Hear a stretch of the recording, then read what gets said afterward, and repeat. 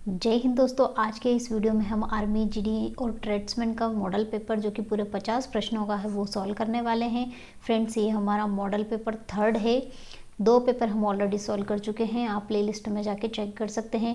Friends, यहाँ पर total 50 questions है और आपका टारगेट है 40, मिनिमम आपको 40 मार्क्स तो इस पेपर में आना ही चाहिए। ये पेपर आपको दोनों लैंग्वेज में मिलेगा, हिंदी और इंग्लिश में। तो चलिए इस पेपर को शुरू करते हैं बिना किसी देरी के। तो यहाँ पर पहला क्वेश्चन है, भारत में सेना का सर्वोच्च सेनापति होता है। तो फ्रेंड्स, कौन होता है? Supreme commander of army in India, प्रधानमंत्री, राष्ट्रपति, उपराष्ट्रपति, थल सेना अध्यक्ष। तो जल्दी बताइए इसका आंसर क्या होगा। तो फ्रेंड्स, अगर आपने आंसर दिया है राष्ट्रपति तो बिल्कुल करेक्ट आंसर है। भारत का सबसे बड़ा राष्ट्रीयकृत बैंक यानी कि नेशनलाइज बैंक ऑफ इंडिया कौन सा है? SBI, HDFC, PNB, Punjab national bank या बैंक ऑफ बड़ौदा। तो फ्रेंड्स, कौन सा है? जल्दी बताइए इसका आंसर। तो अगर आपने आंसर दिया है SBI, state bank of India, तो आपका आंसर बिल्कुल करेक्ट होगा। चलिए नेक्स्ट क्वेश्चन देखते हैं। यहाँ पे अशोक चक्र का रंग होता है। अशोक चक्र का रंग, आपने तिरंगा देखा होगा, तिरंगा में बीच में अशोक चक्र बना होता है जिसमें 24 तिलियां होती है। तो उसका रंग क्या होता है? फ्रेंड्स, जल्दी बताइए इसका आंसर। अगर आपने आंसर दिया है नीला तो आपका आंसर बिल्कुल करेक्ट है। ओलंपिक के निशान में छल्ले होते हैं। तो फ्रेंड्स बताइए ओलंपिक के निशान में कितने छल्ले होते हैं? आपने देखा होगा ओलंपिक का निशान कुछ इस तरह से होता है फ्रेंड्स। तो इसमें कितने छल्ले होते हैं आप काउंट कर लीजिए। टोटल 5 छल्ले होते हैं। अगर आपने आंसर दिया ऑप्शन है तो आपका आंसर बिल्कुल करेक्ट है। चलिए नेक्स्ट देखते हैं, कौन सा राज्य अशोक के साम्राज्य में नहीं था? Which state was not in Ashoka's empire? कौन सा नहीं था फ्रेंड्स? तक्षशिला, उज्जैन, मेवाड़ या पाटलिपुत्र। तो कौन सा नहीं था फ्रेंड्स? इसमें मेवाड़ नहीं था जो अशोक के साम्राज्य में नहीं था। भारत में सर्वप्रथम रेल कहाँ से कहाँ तक चलाई गई थी? कहाँ से कहाँ तक चलाई गई थी फ्रेंड्स रेल हमारे भारत में? तो फ्रेंड्स, जो रेल चलाई गई थी वो सबसे पहले अंग्रेजों ने इंडिया में चलाई थी। तो कहाँ से कहाँ तक चलाई थी? मुंबई से ठाणे तक चलाई थी 16 अप्रैल 1853 में। अगर आपका आंसर ऑप्शन ए तो बिल्कुल करेक्ट है। चेतक घोड़ा किसका था? किसका था फ्रेंड्स चेतक घोड़ा? जल्दी बताइए, आपने पुरानी स्टोरीज पढ़ी होंगी। तो अगर आपका आंसर है महाराणा प्रताप सिंह तो ये बिल्कुल करेक्ट होगा। चलिए नेक्स्ट देखते हैं। यहाँ पर कुतुब मीनार का निर्माण किसने कराया था? कुतुब मीनार का निर्माण किसके द्वारा किया गया था फ्रेंड्स? जल्दी बताइए इसका आंसर। तो इसका आंसर होगा कुतुबुद्दीन ऐबक। कुतुब मीनार कुतुबुद्दीन के नाम पर ही इसका नाम मैच कर रहा है, तो ये याद रखने का सिंपल तरीका है। तो आंसर अगर आपने सी दिया है तो बिल्कुल करेक्ट है। चलिए नेक्स्ट देखते हैं, बौद्ध धर्म के संस्थापक कौन थे? Founder of Buddhism Mahavir Swami थे, गौतम बुद्ध, अनिरुद्ध या महाकश्यप। तो कौन थे फ्रेंड्स? गौतम बुद्ध बौद्ध धर्म के संस्थापक थे। कश्मीर घाटी का मुख्य शहर कौन सा है? कौन सा फ्रेंड्स मुख्य शहर होगा? वैसे तो सारे शहर बारामूला, श्रीनगर, अनंतनाग, पहलगांव सभी कश्मीर घाटी के शहर हैं, लेकिन जो श्रीनगर है वो कश्मीर घाटी का सबसे मुख्य शहर है। बहुत फेमस है ये, इसीलिए इसको मुख्य शहर माना गया है। चलिए नेक्स्ट देखते हैं, भारत का वर्तमान में रक्षा मंत्री कौन है? Who is the present defence minister of India? Arun Jaitley, AK. Antony, Rajyavardhan Singh Rathore, इनमें से कोई नहीं। तो फ्रेंड्स कौन होगा? तो अभी जो करंट में रक्षा मंत्री डिफेंस मिनिस्टर है वो कौन है? राजनाथ सिंह है। तो इनमें कोई भी मैच नहीं कर रहा, तो आंसर होगा आपका ऑप्शन डी। चलिए नेक्स्ट देखते हैं, मेघदूत के रचयिता कौन थे? कौन थे मेघदूत के रचयिता? जल्दी इसका आंसर बताइए। तो फ्रेंड्स का आंसर क्या है? कालिदास। अगर आपने आंसर कालिदास दिया है तो बिल्कुल करेक्ट है। पीवी गोपीचंद किस खेल से संबंधित है? हॉकी, फुटबॉल, टेनिस या बैडमिंटन। तो फ्रेंड्स अगर आपने आंसर दिया बैडमिंटन तो बिल्कुल करेक्ट आंसर है आपका। गुरुदेव के नाम से प्रसिद्ध है। कौन प्रसिद्ध है फ्रेंड्स गुरुदेव के नाम से? इसका आंसर जल्दी बताइए। तो रविंद्रनाथ टैगोर को गुरुजी के नाम से या गुरुदेव के नाम से पुकारा जाता था। तो आंसर अगर आपका ऑप्शन सी है तो बिल्कुल करेक्ट है। इंडिया गेट कहाँ स्थित है? कहाँ पर है फ्रेंड्स इंडिया गेट? देखिए फिर कंफ्यूजिंग क्वेश्चन यहाँ पर आ गया है, इंडिया गेट और गेटवे ऑफ इंडिया।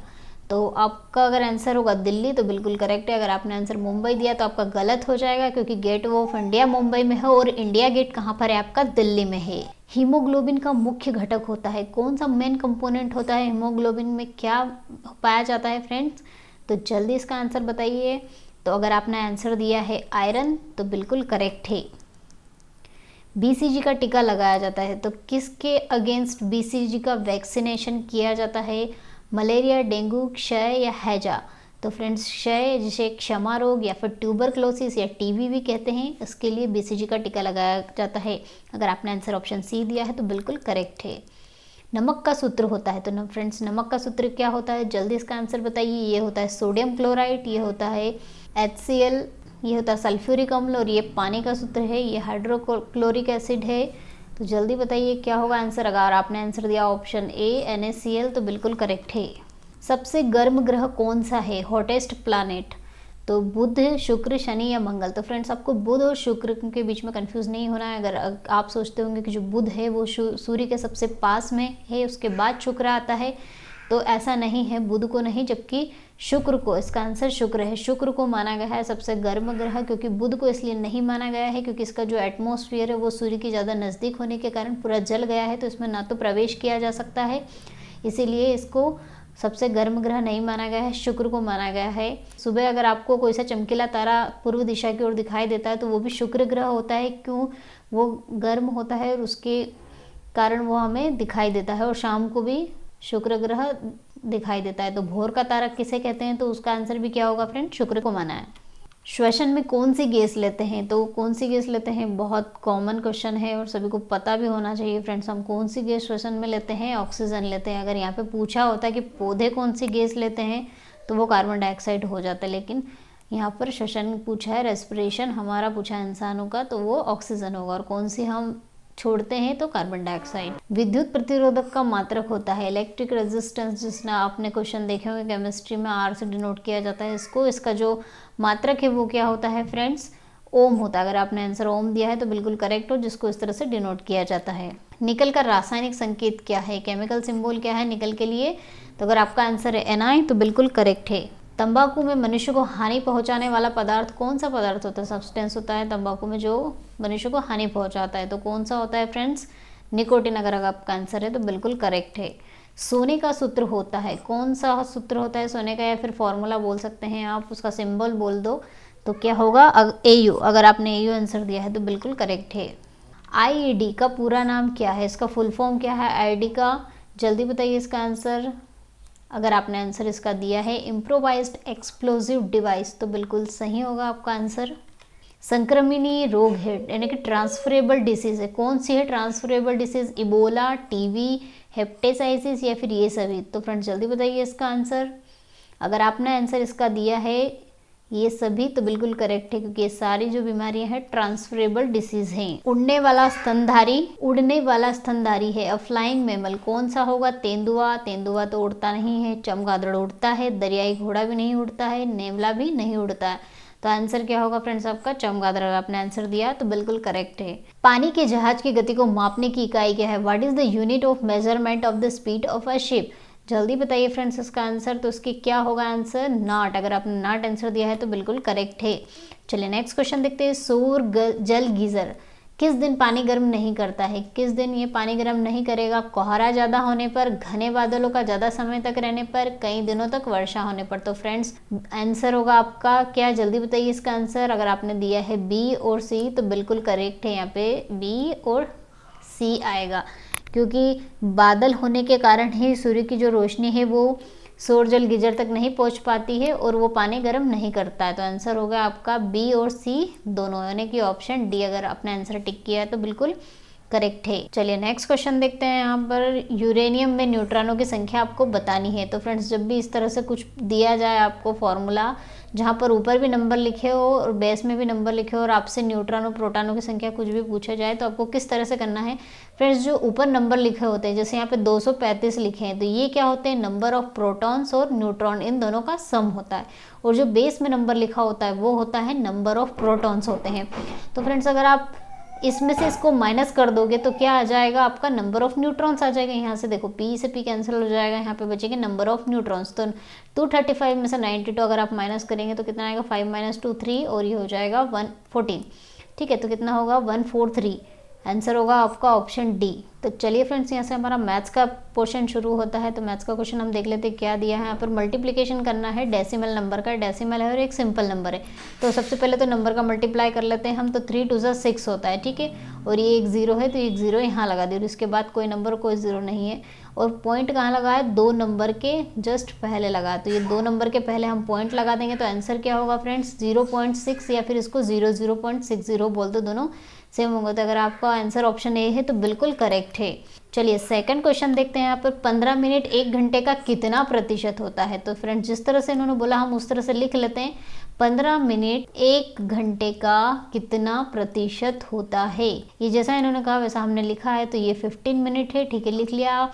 मिनट और मिनट इक्वल टू के उधर की क्वांटिटी फ्रेंड्स हमेशा दोनों सेम होना चाहिए। यहाँ मिनट है तो यहाँ पर मिनट होना चाहिए। तो 1 घंटे में कितने मिनट होते हैं फ्रेंड्स, 60 मिनट होते हैं, ठीक है। और यहाँ कितना परसेंटेज हमें पता नहीं, एक्स मान लेते हैं, और परसेंटेज को आपको पता है हम 1/100 लिखते हैं। ये 1/100 मैंने परसेंटेज को यहाँ पर लिख लिया। अब इसे सिंप्लीफाई कर लीजिए, तो x की वैल्यू यहाँ से आ जाएगी 15 डिवाइड बाय 6, और इसका मल्टीप्लाई इधर कर देते हैं, तो यहाँ से x की वैल्यू आ जाएगी 6 2 ज़ा 12 और 6 5 ज़ा 30।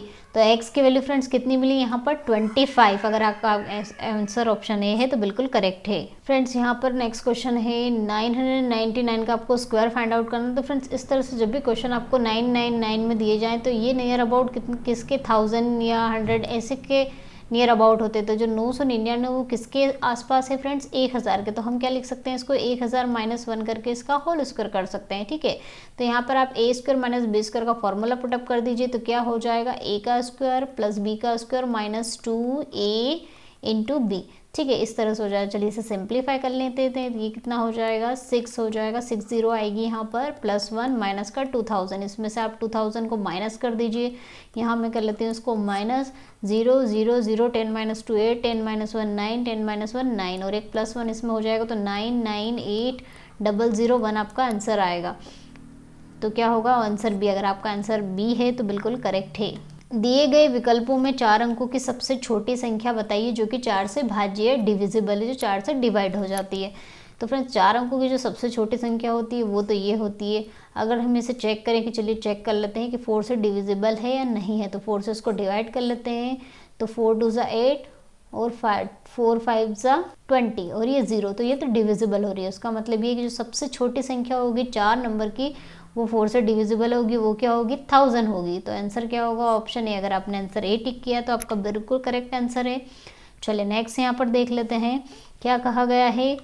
18 45 और 72 इसका आपको HCF यानी कि हाईएस्ट कॉमन फैक्टर या ग्रेटेस्ट कॉमन फैक्टर भी बोलते हैं, वो आपको निकालना है। तो किस तरह से आप इसका HCF निकालेंगे फ्रेंड्स, HCF निकालते हैं तो फैक्टर करते हैं, फैक्टर मेथड से HCF को निकाला जाता है। तो 9 दूनी 18 होता है, ये 18 का निकाल लिया। 45 का कितना होता है, 9 5 ज़ा 45 और 9 8 ज़ा 72। आप इसको भी ब्रेक कर सकते हैं फर्दर कि 2 2 2 ज़ा 4 4 2 ज़ा 8, और इसको तो 5 ही रहेगा, है तो एज इट इज़, और ये 2 ही रहेगा। लेकिन इसमें कॉमन क्या आ रहा है, सिर्फ 9। तो जो टर्म कॉमन आती है फ्रेंड्स वो क्या होता है, आपका HCF होता है। तो HCF कितना होगा आपका 9। अगर आपने 9 टिक किया है तो बिल्कुल करेक्ट है। चलिए नेक्स्ट क्वेश्चन देखते हैं। यहाँ पर दिया आधे घंटे में कोण बनता है। आधे घंटे में कितना कोण बनता है ये आपको निकालना है। तो फ्रेंड्स मैं आपको जो मेथड बताने वाली हूँ उससे आप कितना भी कोण आपसे पूछा जाए मिनट में सेकंड में तो आप उसको बता सकते हैं।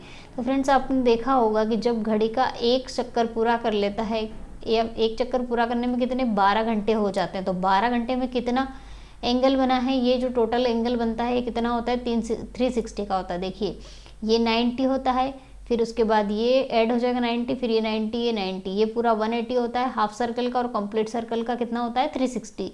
तो 12 घंटे में कितने डिग्री का कोण बनाता है फ्रेंड्स, 360 डिग्री का कोण इसमें बनता है। तो 1 घंटे का हम यहाँ से निकाल लेंगे। तो 1 घंटे का कितना होगा, 360 डिवाइड बाय 12 करेंगे तो 12 3 ज़ा 36, और ये हो जाएगा 0।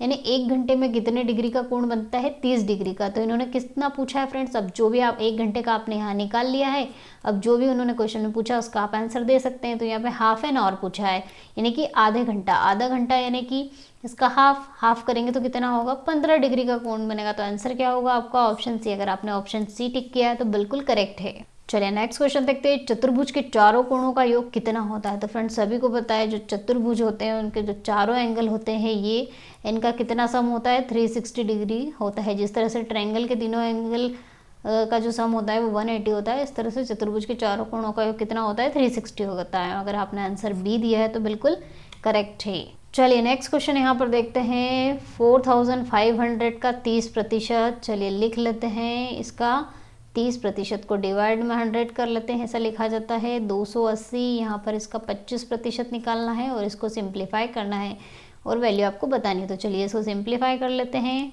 तो ये हो जाएगा 14 5 ज़ा 70, माइनस में कितना होगा 3 5 ज़ा 15, ठीक है।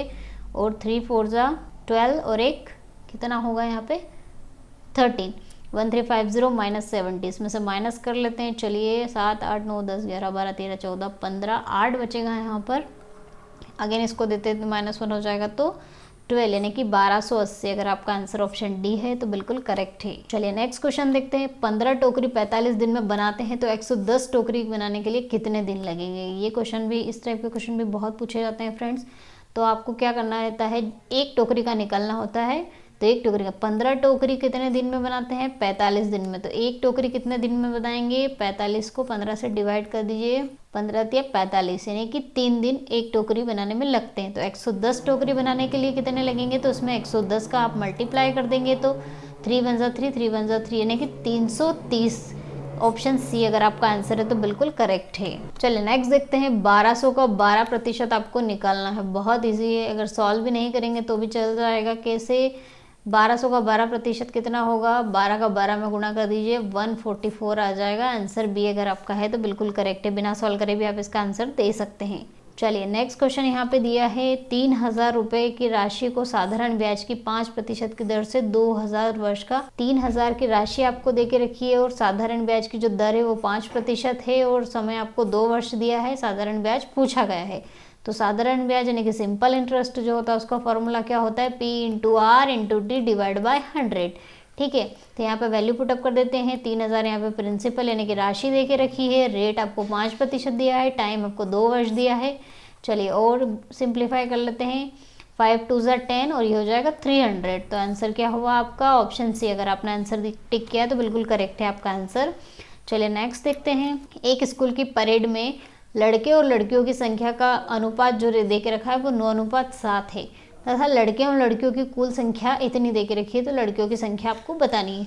तो फ्रेंड्स लड़के और लड़कियों का अनुपात कितना है, 9 और 7। ठीक है, तो यहाँ पर क्या पूछा है, लड़कियों की संख्या पूछी है। तो यहाँ से हम लड़कों की अनुपात को नहीं देखेंगे, लड़कियों के अनुपात को देख लेते हैं। तो लड़कियों को कितना 7 दिया है तो वो एज इट इज हम लिख लेते हैं और इनका जो टोटल है वो कर लेंगे। तो 9 + 1 10 16 टोटल आया यहाँ पे 16। ठीक है, और यहाँ जो आता है वो आता है total number of boys and girls, मतलब जो टोटल संख्या देखे रखी है लड़के और लड़कियों की वो आती है। तो वो कितनी है, 256 है। और यहाँ पर जो आएगा वो क्या आएगा, हमने रेशो किसका लिया है, लड़कियों का। तो लड़कियों की संख्या यहाँ पे गर्ल्स की जो संख्या है वो आ जाएगी। तो जब इसे सिंप्लीफाई करेंगे तो क्या होगा, 2 8 जा 16, 2 1 जा 2, 2 2 जा 4, 2 8 जा 16, 8 1 जा 8, 8 1 जा 8, 8 6 जा 48। चलिए 16 का 7 × 16 7 जा कितना होता है, 112। तो जो लड़कियों की संख्या आई फ्रेंड्स वो कितनी आई है, 112। ऑप्शन बी आपका आंसर होगा। फ्रेंड्स अगर लड़कों की संख्या पूछते तो हम क्या करते हैं, जो 7 रेशो लिया हमने लड़कियां, इसकी जगह पे हम क्या लेते हैं, 9 लेते। तो यहाँ पे क्या आ जाता, लड़कों का रेशो आ जाता। ठीक है, चलिए नेक्स्ट क्वेश्चन देखते हैं। 150 मीटर लंबी रेलगाड़ी टेलीग्राफ के खंबे को 12 सेकंड में पार करती है तो रेलगाड़ी की चाल क्या होगी। सभी को पता है friends, speed is equal to क्या होती है, डिस्टेंस अपॉन टाइम होता है। और यहाँ पर जब रेलगाड़ी की बात होती है तो डिस्टेंस की जगह पे क्या लिया जाता है, जो रेलगाड़ी की लंबाई है वो कितनी, 150 मीटर है और टाइम कितना दिया है, 12 सेकेंड। तो मीटर पर सेकंड में आपका आंसर आ जाएगा। तो ये मीटर पर सेकंड में आपकी स्पीड आ गई, लेकिन इन्होंने क्या किलोमीटर पर आवर, किलोमीटर प्रति घंटे में पूछा है। तो जब मीटर पर सेकंड को किलोमीटर पर आवर में कन्वर्ट करते हैं फ्रेंड्स तो क्या करते हैं, उसमें 18 डिवाइड बाय 5 इससे मल्टीप्लाई करते हैं। तो जब इसे सिंप्लीफाई करेंगे तो कितना होगा, 2 6 12, 2 9 18, 3 दूना 6, 3 तिया 9 और ये हो जाएगा 5 3 15 और ये हो जाएगा 15 15 15 तिया 45। तो क्या है फ्रेंड्स आंसर आपका 45 किलोमीटर पर आवर। आपने आंसर ऑप्शन डी को टिक किया है तो आपका आंसर होगा बिल्कुल करेक्ट। 700 रुपये की किसी वस्तु पर क्रमबद्ध छूट आपको 20% 10% दे के रखी है तो वस्तु का विक्रय मूल्य आपको ज्ञात करना है। यहाँ पे डिस्काउंट दे के रखा है आपको। तो ये जो डिस्काउंट होते हैं ये सक्सेसिव डिस्काउंट होते हैं। सक्सेसिव डिस्काउंट के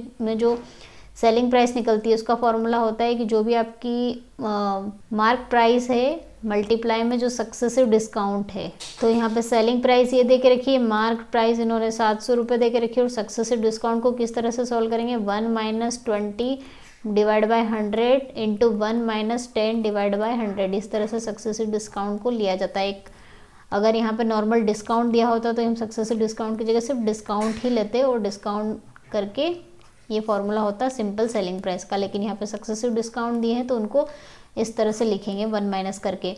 चलिए ठीक है, अब आगे से सॉल्व सिंप्लीफाई करेंगे तो कितना हो जाएगा, इसको 100 क्रॉस मल्टीप्लाई कर देते हैं, 100 माइनस 20 80 हो जाएगा, डिवाइड बाय 100, ये हो जाएगा 100 माइनस 10 यानी 19, और ये हो जाएगा 100। इसे सिंप्लीफाई कर लीजिए और ये इससे कैंसिल हो जाएगा, और यहाँ पे कितना होगा, मल्टीप्लाई कर लीजिए, 7 8 जा 56, और 56 में अब 9 का मल्टीप्लाई आप करेंगे तो कितना होगा, यानी कि कितना आएगा 504। अगर आपने ऑप्शन ए टिक किया है तो आपका आंसर बिल्कुल करेक्ट है। चलिए नेक्स्ट क्वेश्चन यहाँ पे, किसी राज्य की जनसंख्या 2000 है, पहले वर्ष में 20% से दूसरे वर्ष में 30% बढ़ती है, तो 2 वर्ष के बाद राज्य की आपको जनसंख्या बताना है। तो फ्रेंड्स इस क्वेश्चन को मैं बिल्कुल बेसिक से करवाऊंगी। तो किस तरह से करेंगे, पहले जनसंख्या कितनी है, 20,000 है, ठीक है, 2000 नहीं है, 20,000 है, 20,000 है, और पहले वर्ष में कितनी बढ़ी, 20% बढ़ी। 20% किसका, जो जनसंख्या उसका, तो इस जनसंख्या का सबसे पहले हम कितना 20% निकाल लेंगे। तो 20% किस तरह से निकालेंगे, इसका मल्टीप्लाई कर लेते हैं, 2 2 जा 4, तो कितनी आएगी 4000। 4000 आई तो टोटल कितनी हो जाएगी, अब इसमें आप 20,000 में 4000 जोड़ दीजिए तो कितना आ जाएगा आपका टोटल, 24,000 आ जाएगा, ठीक है। अब जनसंख्या कितनी हो गई है, 24,000 हो गई। अब इन्होंने क्या बोला, ये पहले वर्ष में लास्ट तक, जो पहले वर्ष का दिसंबर का टाइम था उसमें 24,000 इसकी जनसंख्या रही। अब आगे बोला है इन्होंने कि दूसरे वर्ष में इसकी जनसंख्या कितनी बढ़ती है, 30% बढ़ती है। तो अब जो जनसंख्या रहेगी वो हमारी 20,000 नहीं रहेगी, हमारी 24,000 हो जाएगी, क्योंकि दूसरा वर्ष लग गया है। अब इसका आपको कितना 30% निकालना है, तो इसका 30% आप निकालेंगे तो कितना होगा, 3 4 जा 12, ठीक है, और 3 दूना 6 और 1 7, यानी कि कितनी 7,200 बढ़ी, 7,200 बढ़ी। अब उन्होंने पूछा है कि जो जनसंख्या है 2 वर्ष के बाद, ये दूसरे वर्ष के बाद वाली जनसंख्या, तो जनसंख्या ये नहीं, इतनी तो बढ़ी है। अभी इसको क्या करना है, जो आपकी जनसंख्या थी 24,000, उसमें आपको इसको ऐड करना पड़ेगा। तो ये इसमें जब ऐड करेंगे आप कितना 7,200, इसको ऐड कर दीजिए तो कितना आएगा 0 0 2, और ये आ जाएगा 11, और ये आ जाएगा 3, यानी कि 31,200 साल, दूसरे साल के अंत तक जो जनसंख्या थी वो 31,200 रही। तो आंसर क्या होगा आपका, ऑप्शन सी। अगर आपने आंसर दिया है तो बिल्कुल करेक्ट है। दिए गए विकल्पों में विषम शब्दों को आपको छांटना है। तो क्या होगा, भेद, बिखराव, पृथक करना, वर्गीकरण करना। तो फ्रेंड्स जो बिखराव, पृथक करना, वर्गीकरण करना, ये सब तो हम किसी ऑब्जेक्ट के साथ भी कर सकते हैं, लेकिन जो भेद है वो ऑब्जेक्ट के अलावा इंसानों पर भी अप्लाई हो सकता है। तो सबसे अलग क्या होगा फ्रेंड्स, भेद होगा। अगर आपने आंसर ए टिक किया है तो बिल्कुल करेक्ट है। दी गई श्रेणी में प्रश्नवाचक चिन्ह के स्थान पर आने वाली संख्या को आपको बताना है। तो फ्रेंड्स यहाँ पर जो सीरीज है उसका आपको नेक्स्ट टर्म बताना है। तो किस तरह से इस क्वेश्चन को सॉल्व किया जाएगा, तो फ्रेंड्स यहाँ पर जब ध्यान से देखा जाए तो AEN है। आपको मैंने अल्फ़ाबेटिक कि जो नंबर में कन्वर्जन की ट्रिक से मैं ऑलरेडी बता चुकी हूँ, जिसमें क्या था ABCDE 5 तक तो आपको याद करना था। तो A के लिए कौन सा नंबर 1 यूज़ किया जाता है, और E के लिए ABCDE 5 नंबर पे होता है, और N कितने नंबर पे होता है, 14 नंबर पे होता है। इसी तरह से M, Q और Z को, Z का पता है 26 लास्ट अल्फ़ाबेट है, इसलिए 26 नंबर होता है उसका। और M जो होता है वो कितना होता है, M का जो साइन कुछ होता है 13 के जैसा होता है, तो M कितने स्थान पर होगा, 13 पर। क्यू की जो मैंने ट्रिक बताई थी वो ये बताई थी कि जो क्यू से बनता है क्वेश्चन, और क्वेश्चन पे क्या, प्रश्न नहीं, क्वेश्चन है ना कि जहाँ पर भी क्वेश्चन आता है वहाँ पर क्या होता है, खतरा मतलब 17, ठीक है। और उसके बाद हम CGP को भी देख लेते हैं। तो C तो आपको सभी को याद होना चाहिए, 5 नंबर के अंदर आता है, तो ये 3 है। उसके बाद G क्या होता है, हिंदी के 7 जैसा दिखाई देता है, इसलिए इसका नंबर क्या है 7 है। और P क्या होता है, प्रिंस है, जो कितने साल का है, 16 साल का है। ये मैंने याद रखने की ट्रिक बताई थी। तो इस तरह से हमने ये जो अल्फ़ाबेट है इनके नंबर लिख लिया। अब इनमें किस तरह से सीक्वेंस क्रिएट हो रही है फ्रेंड्स, यहाँ पर 1 में हमने 2 नंबर जोड़ दिए तो यहाँ पे 3 आया, 5 में 2 जोड़ दिए तो यहाँ पे कितना 7 आया, 14 में 2 जोड़े तो कितने आए 16 आए। इसी तरह से एक सीरीज छोड़ के आ रहा है।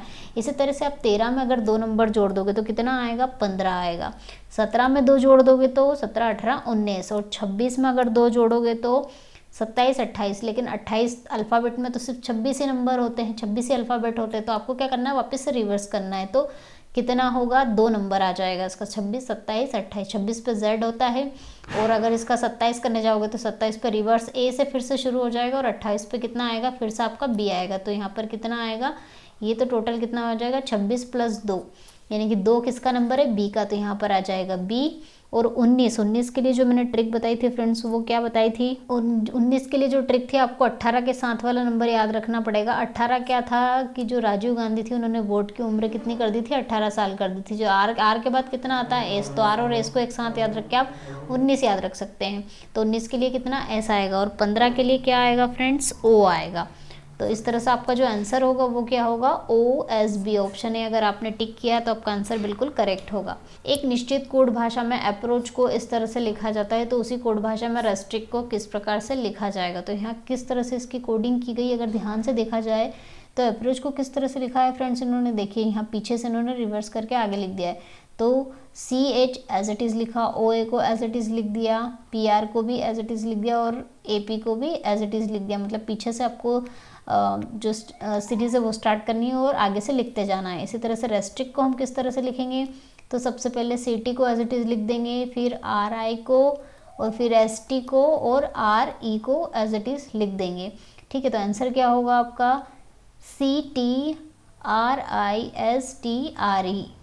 आंसर अगर आपने सी टिक किया है तो आपका आंसर बिल्कुल करेक्ट होगा। चलिए नेक्स्ट क्वेश्चन यहाँ पर देखते हैं। जॉन ने सुबह के समय उत्तर दिशा में चलना प्रारंभ किया। ठीक है, ऊपर उत्तर दिशा होती है, अगर हम इस तरह से देखें तो ये ईस्ट, ये होगा वेस्ट, ये होता है नॉर्थ, और ये होता है साउथ। तो ऊपर उत्तर होगा, ये नॉर्थ को उत्तर कहते हैं। उत्तर दिशा में चलना प्रारंभ किया, इसके पश्चात वह सूर्य की विपरीत दिशा, यानी कि जब सूर्योदय होता है सुबह के समय तो सूर्य की विपरीत दिशा क्या हो जाएगी, पश्चिम दिशा। तो विपरीत दिशा में मुड़ गया, इधर मुड़ गया। इसके पश्चात वह उसके बाएं मुड़ गया, तो उसका बायां किधर होगा फ्रेंड्स, इधर दायां होगा, और इधर होगा उसका बायां मुड़ा और रुक गया।